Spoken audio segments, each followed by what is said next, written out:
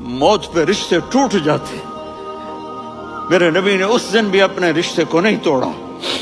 ابراہیم جیسی شخصیت کہیں گے سنو اے اللہ تیری میری دوستی کا واسطہ مجھے بچا لے, تیری میری دوستی کا واسطہ مجھے بچا لے. عیسیٰ علیہ السلام کہیں گے یا اللہ میں اپنی ماں مریم کا بھی سوال نہیں کرتا, میری جان بچا لے, مریم جانے تو جانے.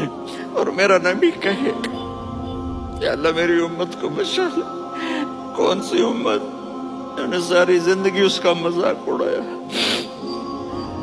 میرا نبی کہتا دفع ہو جاؤ, دور ہو جاؤ میری نظروں سے, تم نے میری نسل کو قتل کیا, تم نے میرے گھرانے کو اجاڑ دیا.